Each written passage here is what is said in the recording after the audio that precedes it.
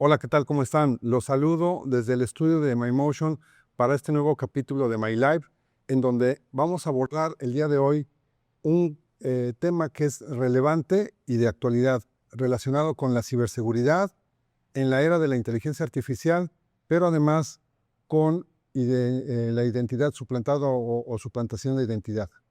El día de hoy nos acompañan dos invitados de lujo, cada uno experto en su materia, desde el punto de vista jurídico y desde el punto de vista de ciberseguridad.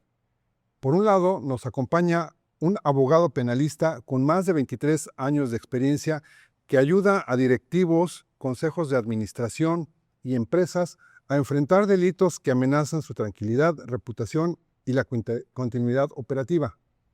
Su especialidad radica en la atención de casos de fraude, lavado de dinero, corrupción, extorsión, accidentes con posible responsabilidad penal y omisiones en sistemas de cumplimiento, así como delitos cibernéticos. Él es el abogado Jorge Medina, socio fundador de MC2 Legal SC, que es una firma boutique de abogados especializados en litigio penal y cumplimiento penal. Bienvenido, Jorge, esta es tu casa. Muchas gracias, Daniel. Mucho gusto. Estoy a sus órdenes. Gracias, Jorge.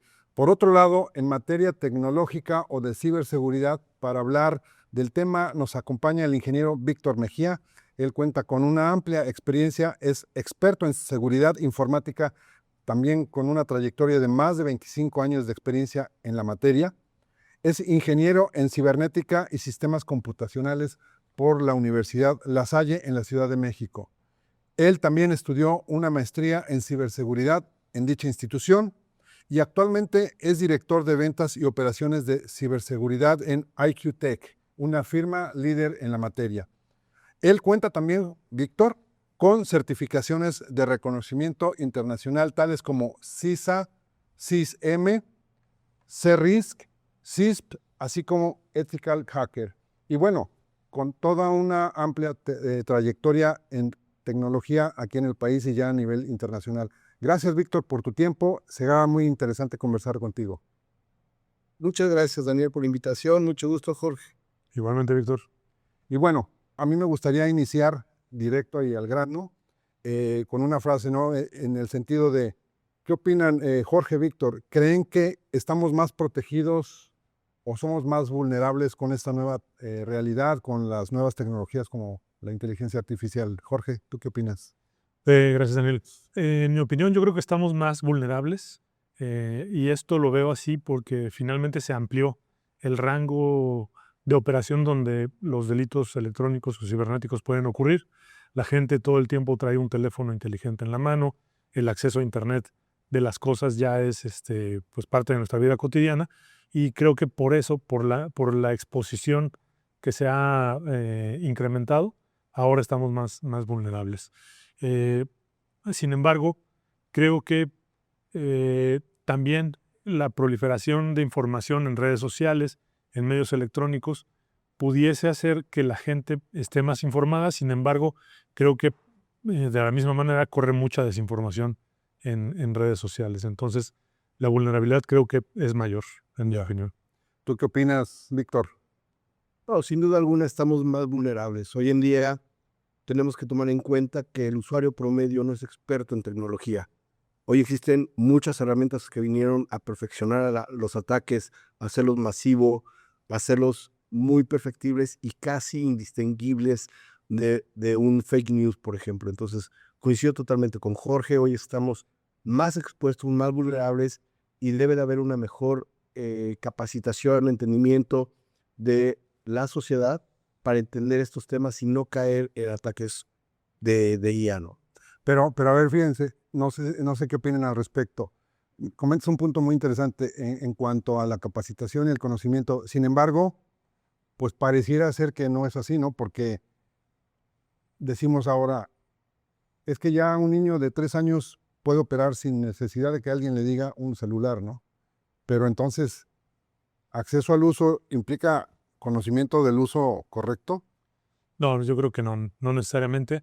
Y además, el que estas herramientas que comenta Víctor estén más al alcance de la gente nos lleva a, digamos que, una menor educación y menor especialización en su uso y por lo tanto, al acceder a ellas, pues no se toman las precauciones debidas. Creo que Víctor no me dejará mentir que en todos los esquemas de seguridad o de ciberseguridad el eslabón más débil es el usuario, no las herramientas ni las aplicaciones de protección, sino el usuario que hace un mal uso precisamente de esas herramientas.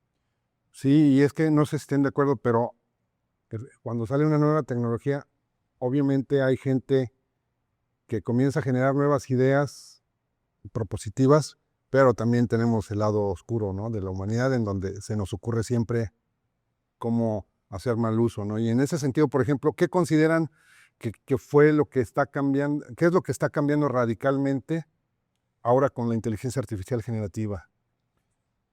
Pues mira, pensando como abogado penalista, yo creo que lo que ha cambiado es que el delito tradicionalmente se analizaba desde las circunstancias de modo, tiempo y lugar y podíamos tratar de identificar quién era la persona responsable, cuándo ocurrió y en dónde ocurrió.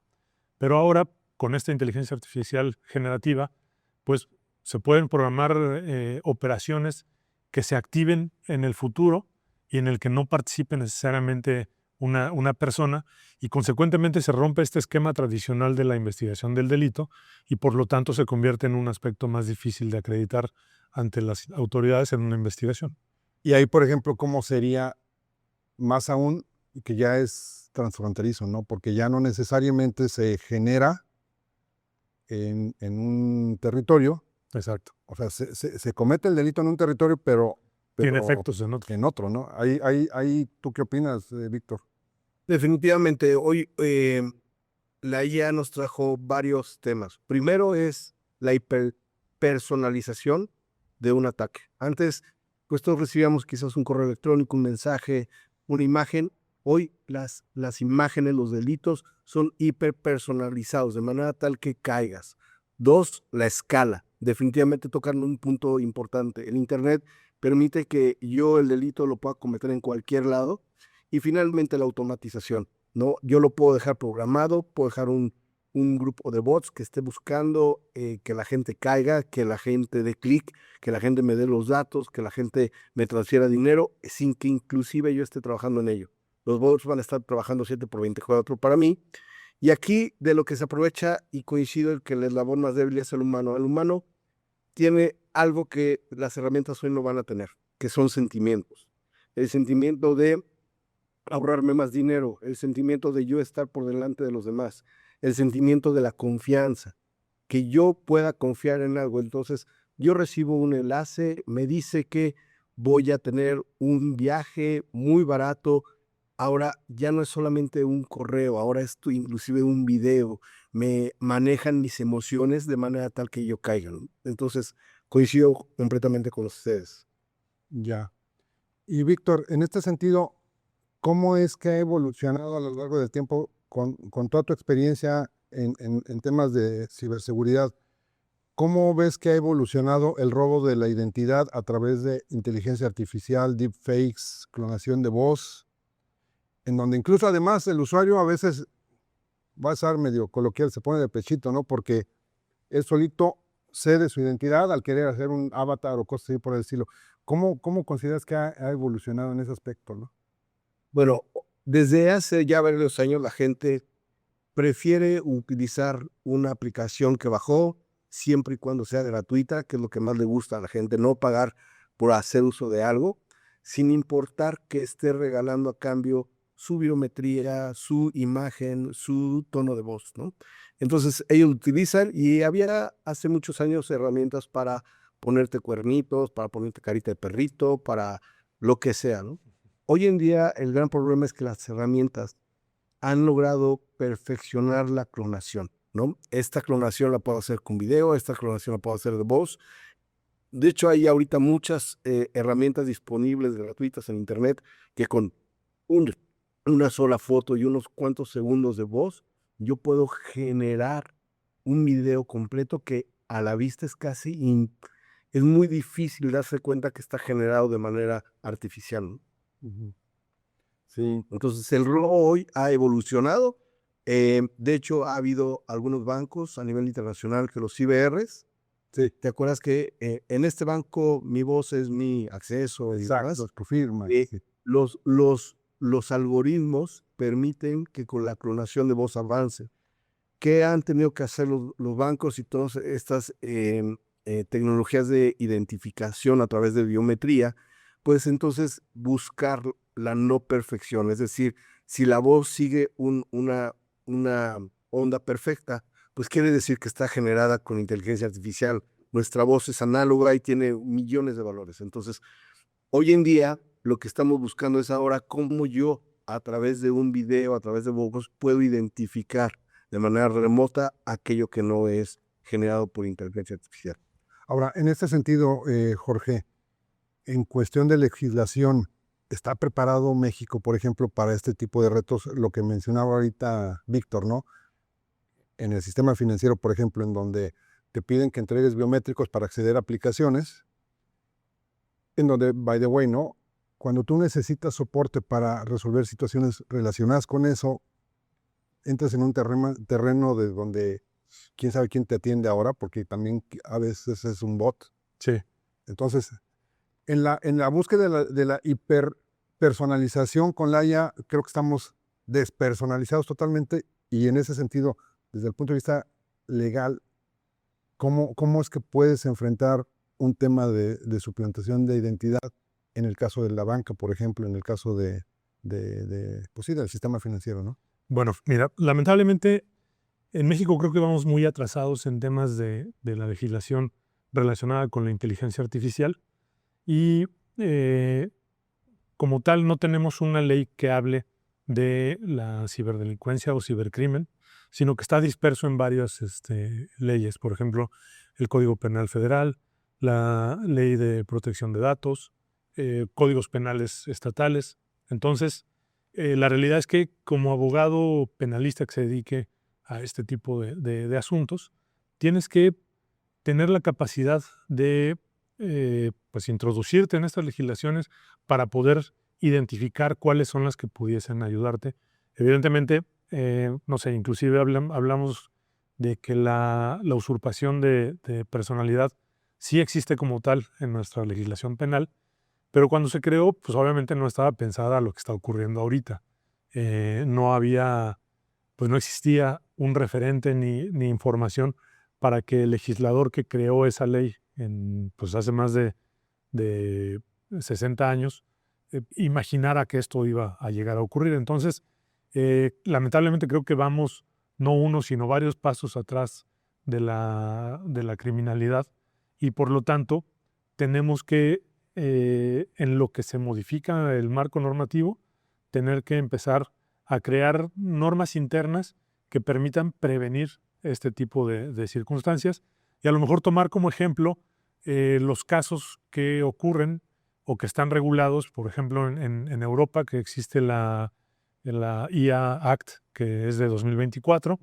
Brasil también tiene una legislación que regula temas de inteligencia artificial. Chile, y hasta ahorita creo que son las únicas naciones que tienen legislación de ese tipo. En Estados Unidos, al igual que en México, está fragmentado en diversos ordenamientos. Entonces, la protección que pudiese tener una institución financiera sin duda será preventiva porque pues, hay varios vacíos respecto a la acreditación de un delito de este tipo. Ahora, en este sentido, digo, no nos vamos al ámbito global o internacional, porque creo que está todavía más complicado, pero en el terreno de lo nacional, ahorita hablamos del tema de impartición de justicia, pero si nos vamos un poquito antes, desde el punto de vista de flujo, cómo suceden las cosas. Por ejemplo, ¿crees que hay coordinación de las fiscalías?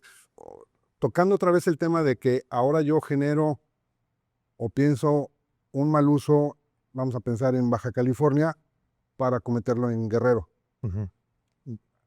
Y no estoy hablando del sistema judicial, a nivel jueces, estoy hablando de fiscalías, procuradores, todo eso. Ahí cómo está el tema también.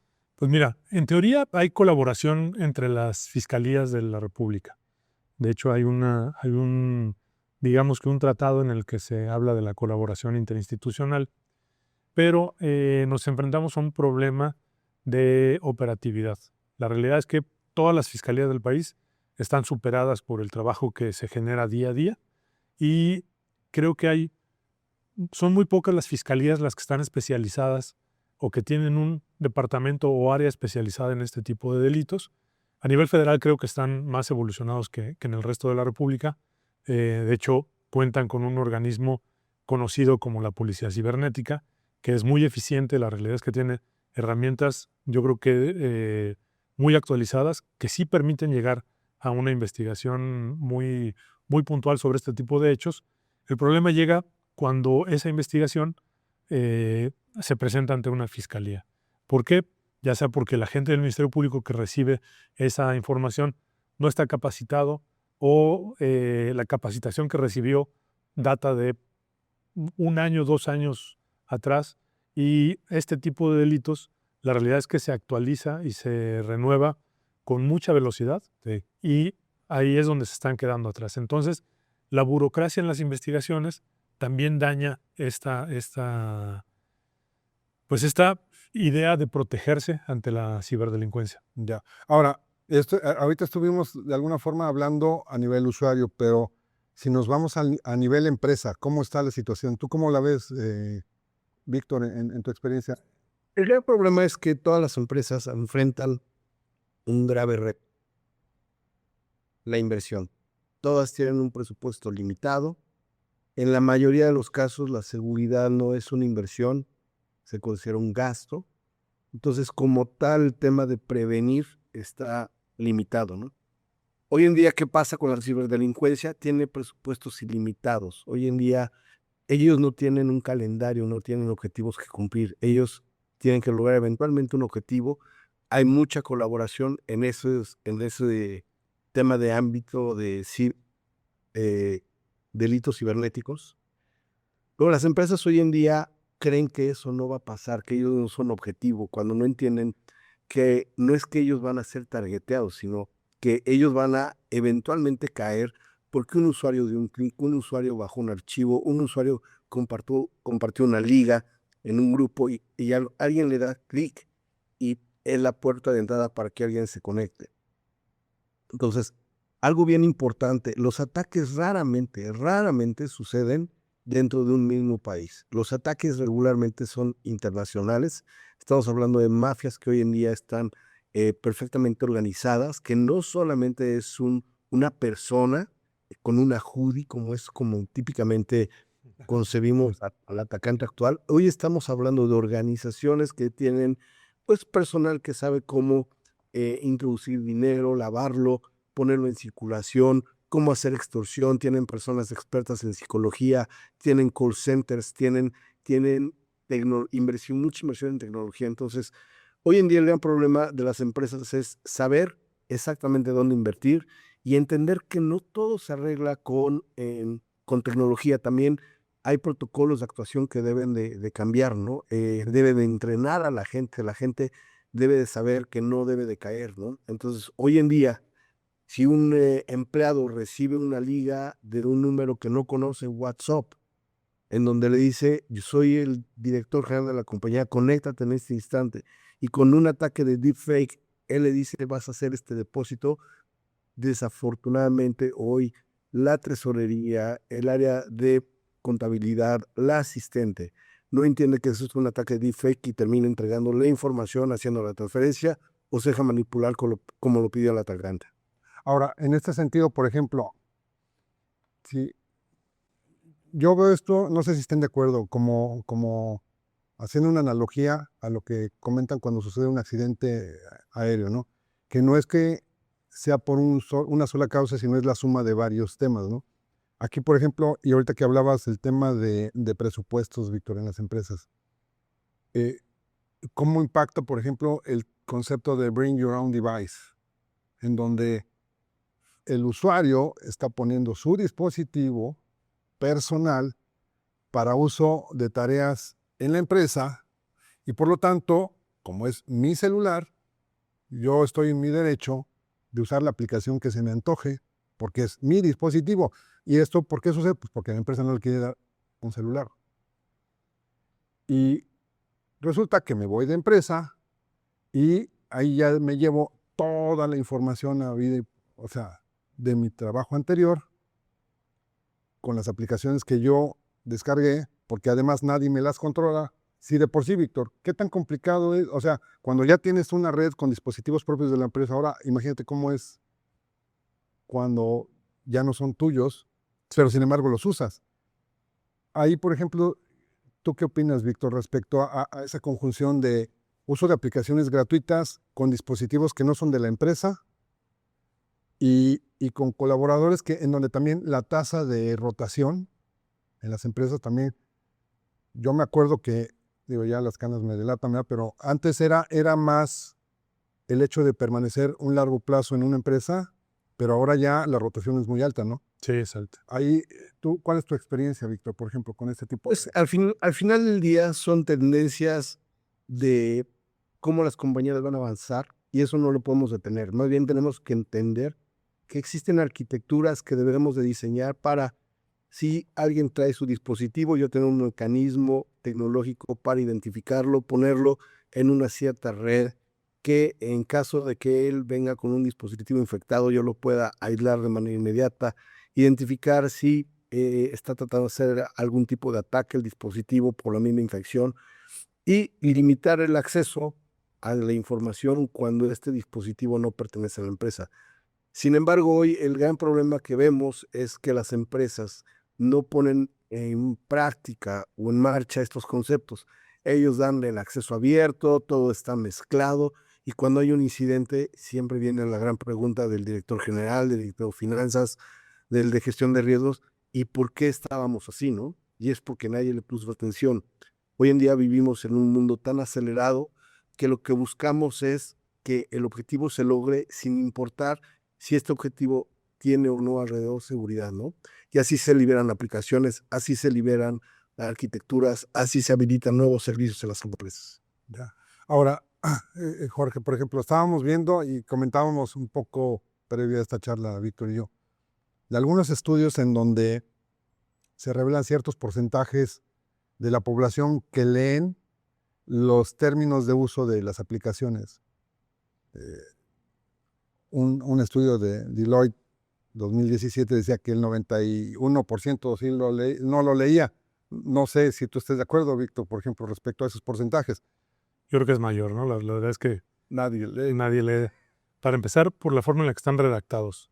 Digo, si tú te pusieras a leer realmente con detenimiento los términos y condiciones de cualquier aplicación, pues te tomaría muchos minutos, probablemente un par de horas, porque son muy extensos y además incluyen terminología que es poco comprendida, que inclusive, no sé, lo pienso yo como abogado, hay terminología que es probablemente común en la ley de Estados Unidos o en Inglaterra o del país de donde venga la aplicación, pero que en México no tiene sentido lo que se está indicando. Y como usuario, lo que buscas es utilizar la aplicación, a lo mejor subirte a la tendencia, a la moda de hacer videos, ese tipo de cosas. No quieres quedarte fuera, entonces lo menos que haces es revisar a qué te estás obligando al momento de aceptar esos términos y condiciones, y ahí es en donde empieza el riesgo para el usuario. Ahora, en este sentido, por ejemplo, hablando también a nivel empresarial, no sé, Víctor, ¿tú qué opinas? Pero normalmente, y como bien dices, Jorge, la empresa, el fabricante o el desarrollador de la aplicación o del software está ubicado en X país y él tiene sus términos de uso acorde a esa regulación, a la del país en donde está. Pero una empresa, por ejemplo, aquí en México, busca contratar el servicio o el licenciamiento ahora en el esquema más común de Software as a Service y normalmente lo hace a través de un partner o un distribuidor.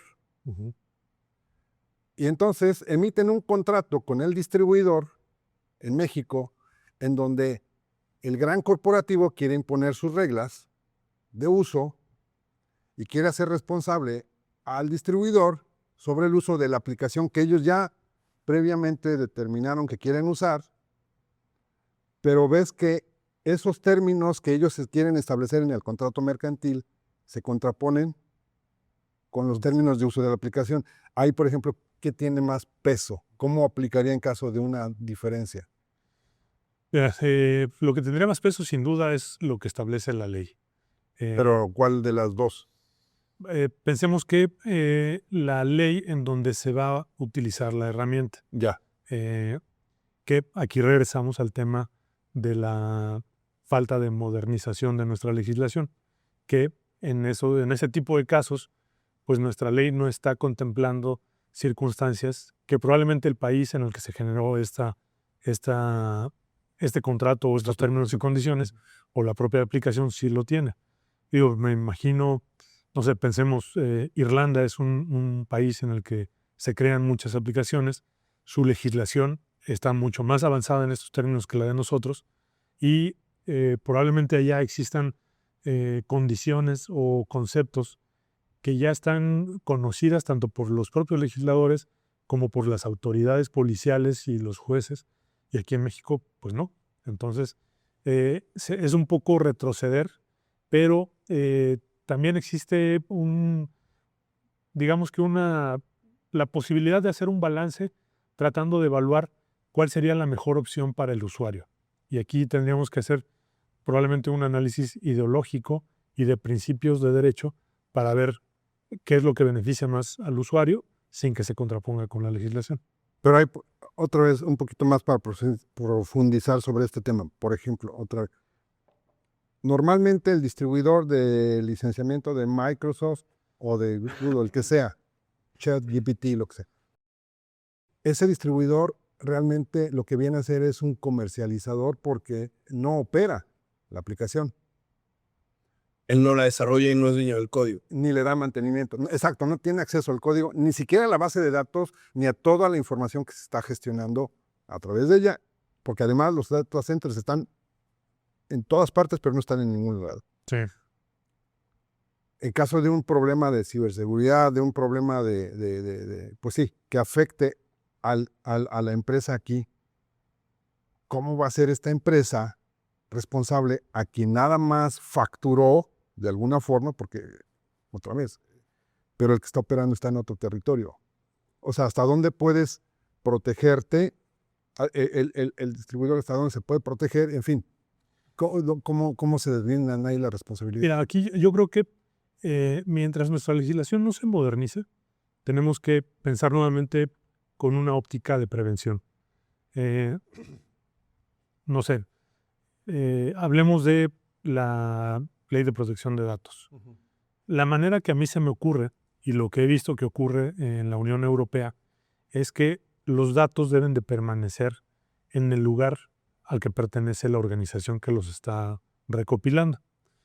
Entonces, esta empresa tendrá que buscar que quien le provea el servicio, por ejemplo, Microsoft o ChatGPT, el servicio que sea, garantice que esos datos van a permanecer en servidores localizados en México.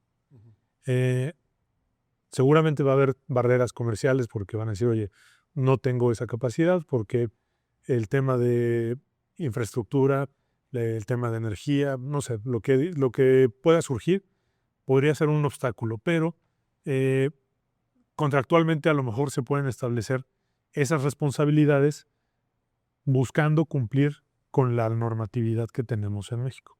Entonces, una vez ocurrido a lo mejor un rompimiento de la seguridad o una filtración, pues podrá ser complicado buscar quién será responsable, pero si se establece de manera contractual, creo que puede ser más fácil para el usuario final. Ya. Hola, estás viendo nuestro canal Infinito 400 en el episodio de ciberseguridad en la era de la inteligencia artificial y robo de identidad, con dos invitados de lujo desde el punto de vista jurídico, pero también tecnológico. Esperamos que sea de tu interés y por favor suscríbete a nuestro canal Infinito 400, dale like y déjanos tus comentarios como ya sabes aquí abajo. Si tienes algún tema de interés que quieras que abordemos, por favor, también comunícalo en los comentarios. Inscríbete a nuestro canal, síguenos y estate pendiente de las siguientes publicaciones que vamos a hacer. Infinito 400. Ahora, en este sentido, Víctor, de lo que has estado viendo, ¿cuál es el uso típico que le están dando los ciberdelincuentes a la IA?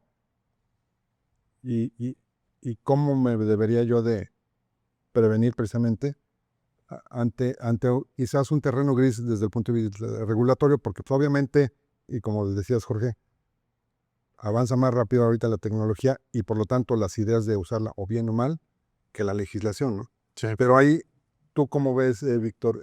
¿Cuáles son los patrones más comunes que se están utilizando y dónde debería de, como usuario, tanto a nivel de Los peso? patrones más comunes ahorita cambian. De hecho, la inteligencia artificial crea escenarios no previstos en todos los aspectos. Primero que nada, el atacante ya no es aquella persona experta en programación que conoce de sistemas operativos, de uso de memoria, de protocolos. Eso ya se desapareció.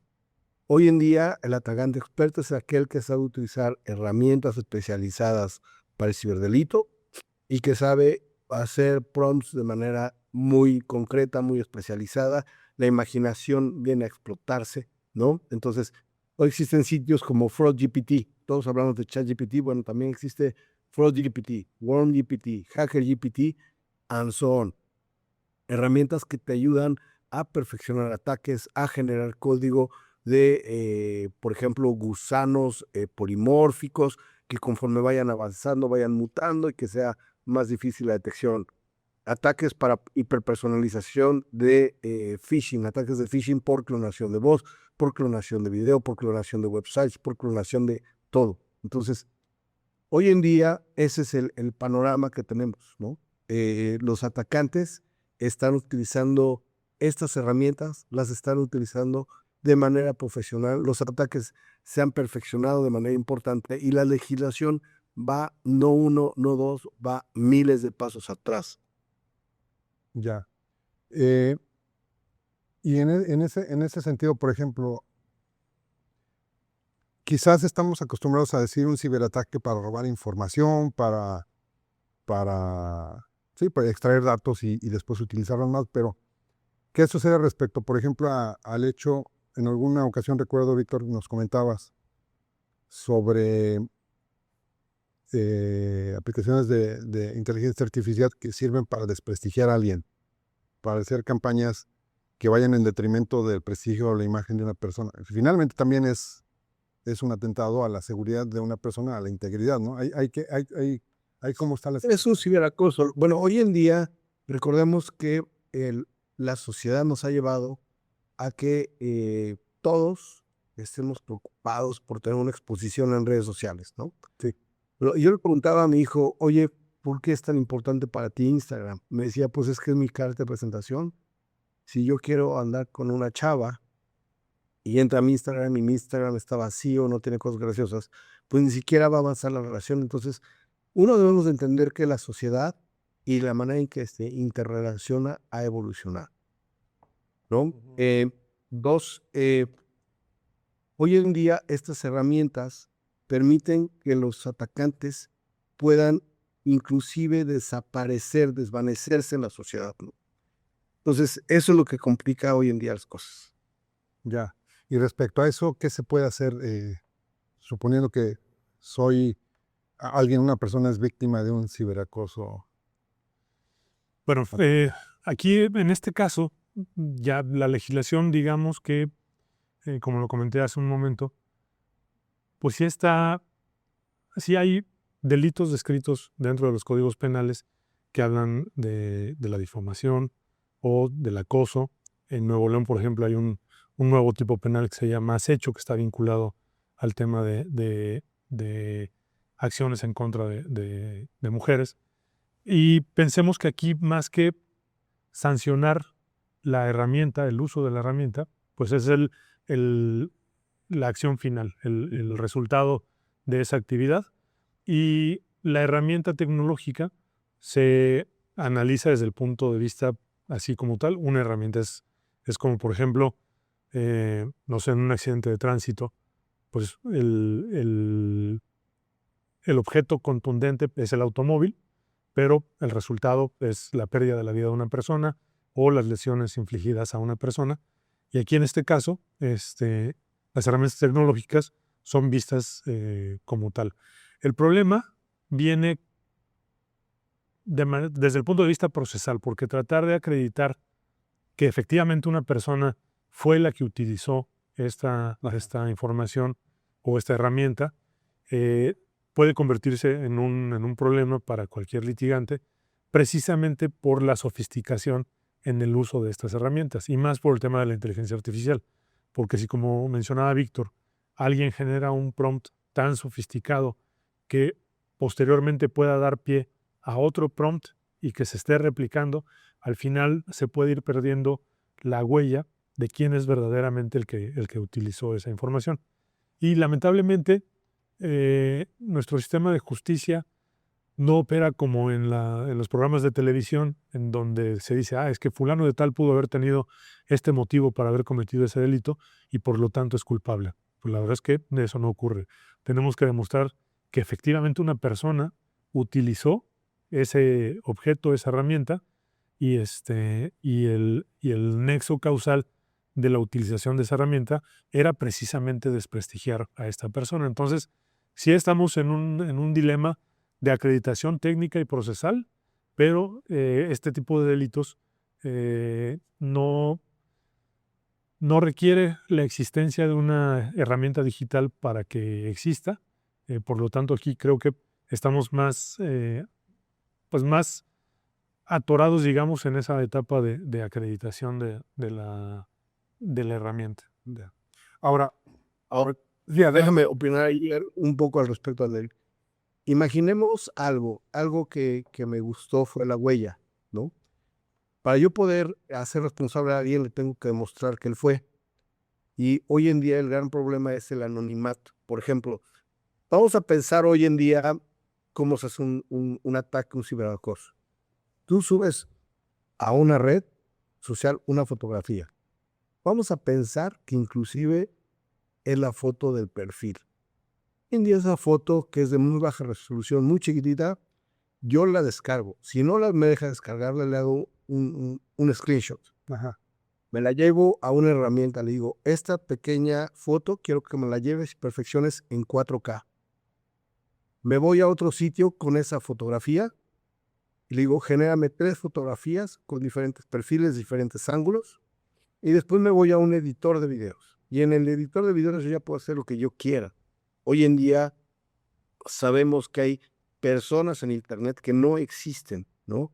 Hoy en día hay quienes tienen su cuenta de OnlyFans creyendo que están viendo a una persona, en realidad están viendo un avatar, están viendo una imagen de una persona que no existe y yo ya la puedo manipular como yo quiera.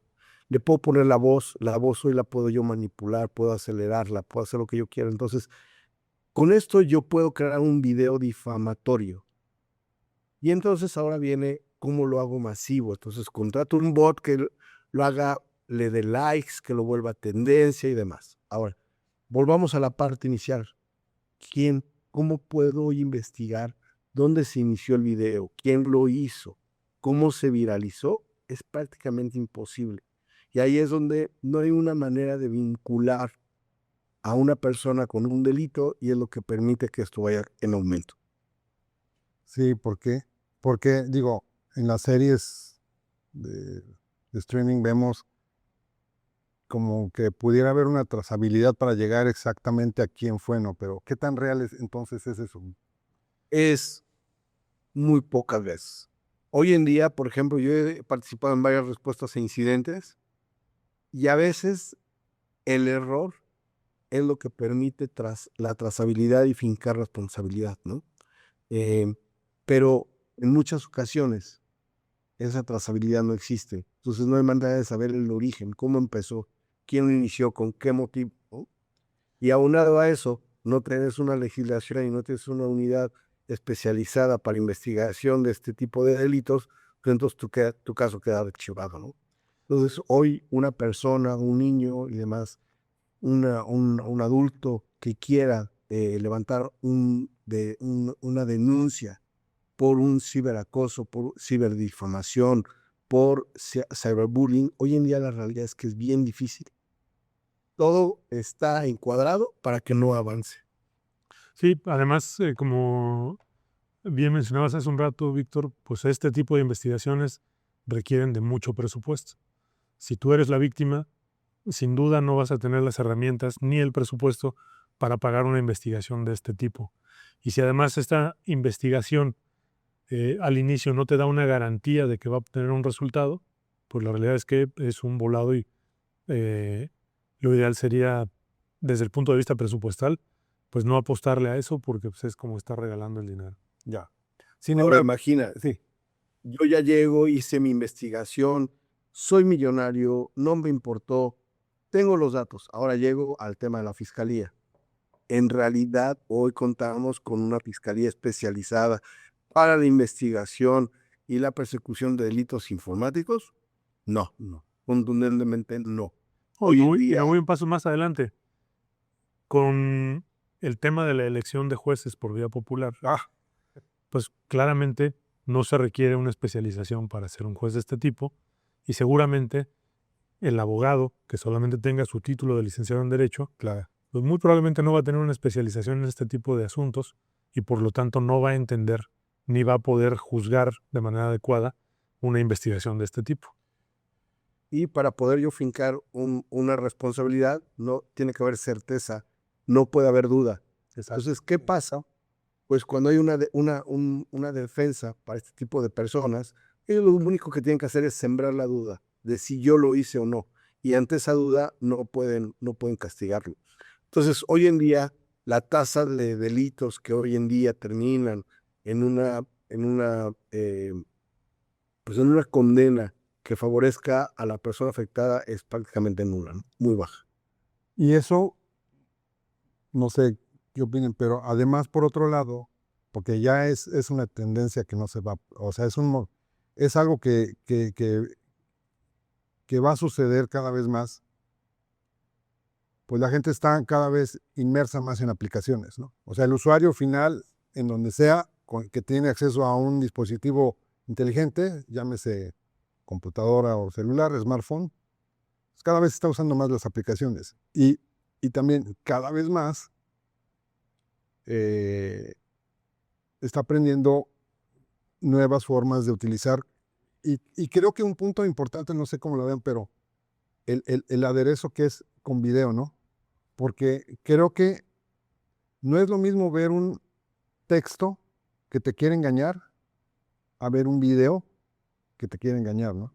Se me hace que es más potente Sí, exacto. Que te engaña, o que te engaña. que te engaña, porque de hecho, hoy en día la realidad es que, fíjate, yo estaba en un grupo de amigos y alguien subió una foto de dos de ellos que se habían ido a comer. Y dentro del grupo, alguien bajó esa fotografía, generó un video que no das crédito, la calidad del video es prácticamente imposible negar que ese video existió. Y hoy en día, si yo tengo algunos segundos de grabación de la voz de esa persona, yo puedo poner videos y hay aplicaciones que hacen inclusive sincronía de labios. Entonces, hoy en día es altamente difícil, si la persona no está consciente que se enfrenta a este tipo de ataques, que las personas se den cuenta. Entonces, ¿qué tenemos que hacer? Si hoy en día recibes un video como persona en donde dice tu hijo, me secuestraron, me están haciendo esto, la familia se tiene que poner de acuerdo en los protocolos de actuación, que es, si hijo no dices la palabra A o B o C dentro del video, significa que no eres tú. Ya. Esa va a ser la manera en la que sepamos que eres tú en realidad.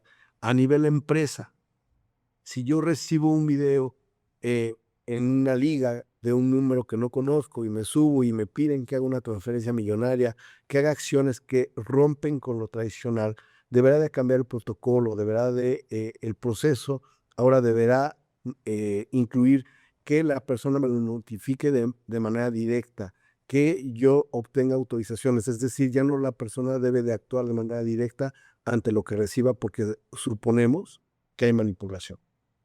Ok. Que finalmente es que yo creo que estamos en una situación, no sé qué opinen, y menciono el punto para eso, para conocer sus comentarios. ¿Están de acuerdo que con regulación va a ser imposible. Sí, O sea, nunca va a alcanzar la regulación para detener la creatividad negativa para evitar cualquier cosa. Entonces volvemos al tema ya muy trillado quizás de educación, pero tanto en la empresa como en la familia o en lo personal. Pero ¿es realizable esto yo creo que sí. en la situación que tenemos en México? Yo creo que sí. Digo, evidentemente hace falta mucha voluntad, tanto política como social, porque, a ver, eh, yo creo que hemos llegado a este nivel de, ¿cómo podríamos llamarlo? De decadencia social, en donde antes, pensábamos que antes había más personas buenas, pero ahora nos damos cuenta de que hay muchas personas malas que siguen estando en el anonimato, pero las redes sociales y estos medios electrónicos les dan mucho juego en la vida cotidiana. Y esto ocurre probablemente por la dinámica en la que se modificaron los esquemas sociales. A lo mejor el tema de la familia tradicional cambió, la educación en casa, los valores, los principios, todo este tipo de cosas que pueden sonar muy moralistas, pero que finalmente le dan una estructura social a nuestra, pues no nada más a nuestro país, sino al mundo en general. Y fueron cayendo muchas tendencias que ahora, pues en teoría han generado más libertad, pero creo que pues esas libertades ahora nos han hecho rehenes de este tipo de conductas y de este tipo de presiones. Y a nivel empresarial se ha puesto de moda el concepto del compliance. Primero empezó con un tema de prevención de lavado de dinero, empezaron a incorporarse conceptos como el de buenas prácticas, luego surgió el tema del compliance penal y al final, si se analiza todo este ejercicio, pues es hacer las cosas bien. Yo sé que decir hacer las cosas bien es muy genérico. Hay cosas bien en este país, hay cosas bien en España, hay cosas bien en Estados Unidos. Cada sociedad tiene sus aceptables y sus inaceptables. Pero creo que de manera global hay muchas cosas en las que sí nos ponemos de acuerdo. Por ejemplo, el tema del robo, el fraude, las lesiones, el homicidio, todo este tipo de cosas. ¿Qué es lo que sí se puede hacer? ¿Qué es lo que no se puede hacer? Y si esta educación, si este formato de cumplimiento se empieza a incorporar desde la educación básica, probablemente en 10 años tengamos una mejor sociedad. Y dentro de estos conceptos de compliance, pues hablar de no nada más el ciberacoso, sino el acoso físico, hablar del tema del respeto a la propiedad ajena, todo este tipo de conceptos que a lo mejor en casa no se está impartiendo porque la dinámica familiar pues no permite que haya una convivencia entre los padres y los hijos, pero si el Estado empieza a implementar este tipo de educación, probablemente tengamos una mejora en una década o en un lustro. Sé que es un tema complicado porque diríamos, bueno, lo que estoy sugiriendo es que el Estado se encargue de los conceptos morales y éticos de la sociedad, pero pues puede ser una forma para comenzar y para tratar de revertir esta dinámica social en la que estamos inmersos. ¿Tú qué opinas, Víctor? Creo que también es importante considerar la educación en casa. Hoy en día, ¿qué le decimos a un niño? Si alguien llega y te ofrece un dulce, no se lo acepta. Vienes y me avisas. Y hoy en día le participamos al niño cómo se va a autoproteger y salvaguardar, ¿no? Le decimos cómo actuar. No le pegues a tu compañero, no hagas esto. Creo que de la misma manera podemos hoy en día participar en la educación de nuestra niñez y jóvenes en estos temas como el ciberacoso. Uno, hacerles entender que el daño que ellos pueden generar puede llevar a catástrofes como el suicidio, ¿no? Una persona que es asediada con memes, con fotografías generadas que no son de ellas, pero que vulneran su integridad, puede llevarlo a una tristeza tal, sumirlo en una depresión que la persona termina quitándose la vida. Y tenemos muchas historias de jóvenes que han pasado por eso. También les podemos decir, si recibes una liga, no la creas. Si no seas partícipe de difundir fake news, no seas partícipe de... Y entonces podemos también hoy desde casa participar en nuestra educación, pero sin duda alguna coincido con Jorge. Se tiene que hacer desde etapas tempranas para que la persona hoy en día crezca teniendo esto en cuenta y en mente. Ya. Ahora, pasando a un punto sobre el mismo tema de ciberseguridad y todo esto, pero y con inteligencia artificial, cada vez es más común que incluso desde el punto de vista positivo haya aplicaciones que buscan a través de una cámara, y volvemos al tema de la potencia del video, censar, no sé si ya ahora con tal nivel de precisión, pero bueno, mercadológicamente se maneja y conceptualmente censar los sentimientos de una persona, y con inteligencia artificial, con algoritmos que te permiten detectar ese tipo de gestos y expresiones verbales y movimientos corporales, inferir cómo es que, qué es lo que estabas pensando o sintiendo internamente en esa charla o en esa sesión con inteligencia artificial, ¿no? Para, en función de esto, a la contraparte decirle, ahora haz esto o haz esto otro, para que logres el objetivo de llevar a esta persona a que haga lo que quieres que haga. Y más en concreto me voy, por ejemplo, en alguna ocasión comentábamos, Jorge, este tipo de herramientas que con inteligencia artificial y videos de alta calidad buscan en el ámbito, por ejemplo, universitario. Decir, bueno, es que ahora yo en el salón de clases voy a leer los sentimientos de los alumnos, hipotéticamente con un argumento positivo de porque quiero ver que sí estén aprovechando la clase. ¿Hasta qué punto vulnera la seguridad o la intimidad de la persona, y hay alguna regulación al respecto, por ejemplo, de eso? Pues no, definitivamente no hay una regulación. Creo que este tipo de herramientas, a mí me parece muy peligroso su implementación y que haya quien lo esté promoviendo. De hecho, creo que era uno de los proyectos del propio Elon Musk, el famoso Neuralink, creo que se llamaba. Y me parece peligroso, y para ejemplificar por qué me parece así, seguramente ustedes recuerdan la película de Minority Report de Tom Cruise, que Sí. era procesado penalmente porque un algoritmo presumió que iba a cometer un delito. Algo.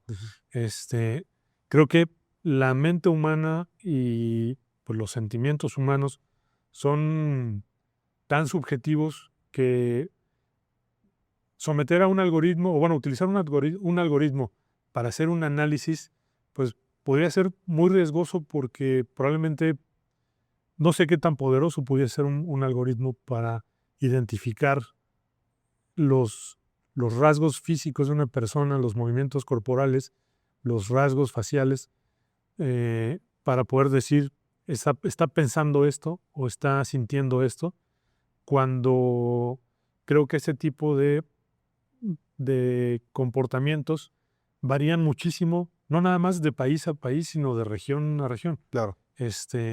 Y pensar que un algoritmo es infalible y va a poder predecir ese tipo de cosas, creo que nos estaría llevando a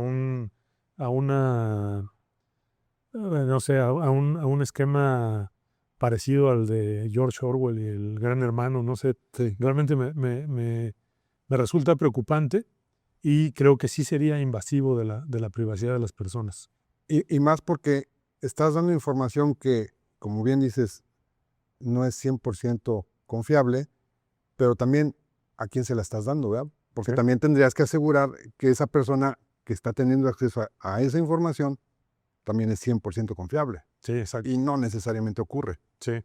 Entonces, Mira, veámoslo como lo que está pasando con ChatGPT. ajá, Hay mucha gente, y creo que tú coincidirás conmigo, Víctor, que confía ciegamente en lo que ChatGPT le dice.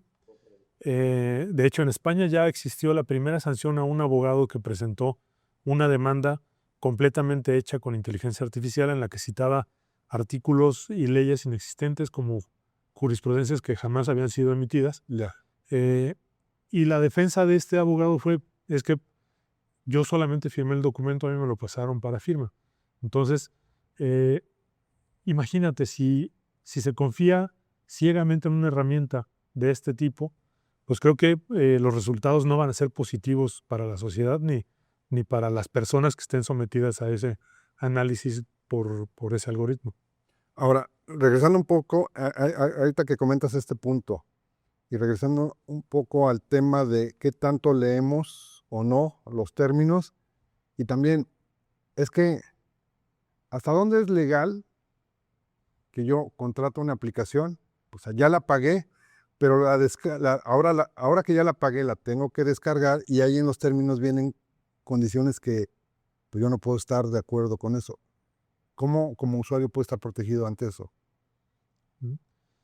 Bueno, pues mira, por ejemplo, aquí en México empieza a haber modificaciones a la Ley Federal de Protección al Consumidor en aspectos, digamos que muy básicos. Por ejemplo, el tema de la renovación automática de las suscripciones. Eso a mí me hace pensar que ya hay alguien dentro de las instituciones que está empezando a notar este tipo de cosas. Probablemente, digamos, como consumidor, podría echar mano de esta herramienta para que este servicio me regrese mi dinero o Ok. cancele mi autorización. El problema es la territorialidad, que descargas una aplicación pues que a lo mejor se creó en Irlanda, en Suecia, y sus términos y condiciones están establecidos en una legislación que no se parece a la de nosotros, y ahí es en donde entra un conflicto.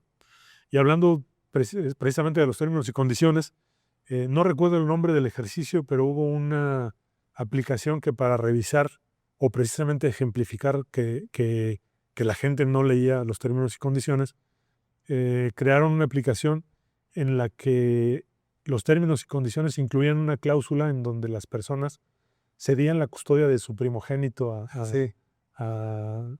pues a la Y todos aplicación. hicieron, ¿verdad? Y todos dijeron que sí. Entonces,